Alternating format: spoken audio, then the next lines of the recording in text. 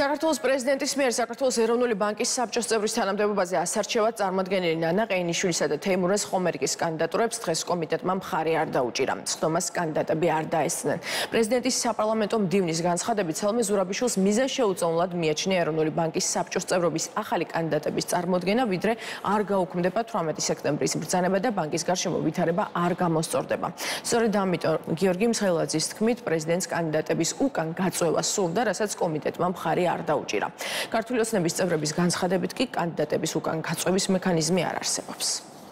ბოლო 2-3 დღის განმავლობაში რადიკალურად შეიცვალა ეროვნული ბანკის გარშემო სიტუაცია. შესაბამისად, სანამ არ გაუქმდება ეროვნული ბანკის პრეზიდენტის მოვალეობის შემსრულებლის 2023 წლის 19 სექტემბრის ბრძანებულება, მანამდე მიზანშეუწონლად მიგვაჩნია კანდიდატების წარმოდგენა კომიტეტში. პრეზიდენტმა ისევ თავისი ურჩევლობით წარმოადგინა ორი კანდიდატი, რომელიც არ იყო კონსულტაციის შედეგად შერჩეული. მოხდა ილუსტრაცია, რომ პრეზიდენტი როგორც კონსტიტუციას არცემს პატივს ჩვენი ქვეყნისას, ასევე არცემს ამ წარმოდგენილ ვითარებაში ამ პროცედურებს პატივს. კონსტიტუციას თუ ვინმე არ ღვევს, ეს არის უმრავლესობა, მინდა გითხრათ, როდესაც ეროვნული ბანკის საქმიანობაში პირდაპირ თუ ირიბად ერევა. გაწვევის მექანიზმი მითხარით რომელი პუნქტით, რომელი მუხლით წარმოადგინეთ.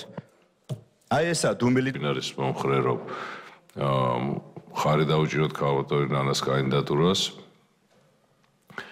დიდი მადლობა. არავინ ბატონი თეიმურაზ ხომერიკი და ვინ არის მომხრე ხარი დაუჭიროთ. შესაბამისად მომხრეც არავინ არ არის. დღეს ადმინისტრაციის ხელმძღვანელობა ბრძანა რომ არ უჭერენ თუ რაღაც რა სიტყვა იხმარა გამოწვევა.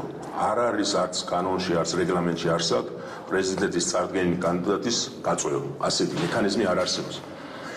ამიტომ ჩვენ განვიხილეთ და უბრალოდ წარმოუდგენელი იქნებოდა რომ ხარი დაგვეჭირა ხალხისთვის, რომელმაც უბრალოდ არც დაგვეფასა და არც მოვიდა.